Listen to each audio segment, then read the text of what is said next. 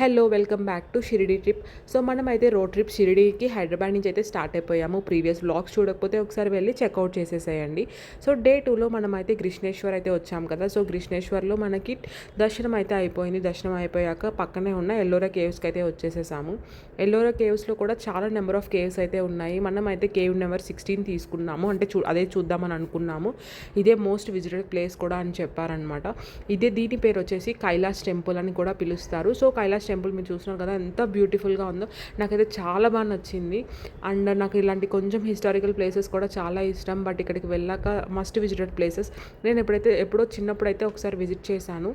And next ఇప్పుడే visit చేశాను అనమాట. దానిపైన డీటెయిలింగ్ అనమాట మొత్తం. మన ఎథిక్స్ ఉంటాయి కదా, లైక్ రామాయణం కానివ్వండి, అన్ని చాలా స్టోరీస్ అయితే నీట్గా కార్వింగ్ అయితే చేస్తున్నారు. చాలా బాగా అనిపించింది చూస్తే. అండ్ దీన్ని కైలాస్ టెంపుల్ అంటారు, ఎందుకంటే దీంట్లో శివలింగం అయితే ఉందన్నమాట.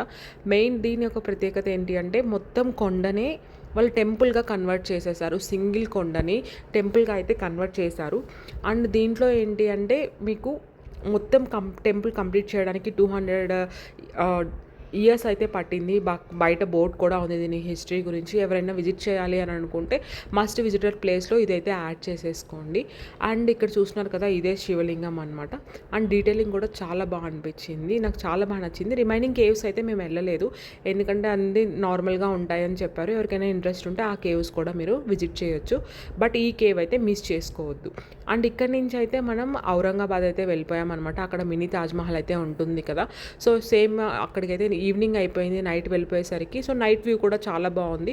బట్ ఎవరైనా ప్లాన్ చేసుకుంటే ఈవినింగ్ 6 to 7 అలా టైంలో వచ్చారనుకుంటే 2 వ్యూస్ మీరు కంప్లీట్ చేయొచ్చు. ఫైనల్లీ డే 2 అయితే ఇలా కంప్లీట్ అయిపోయింది.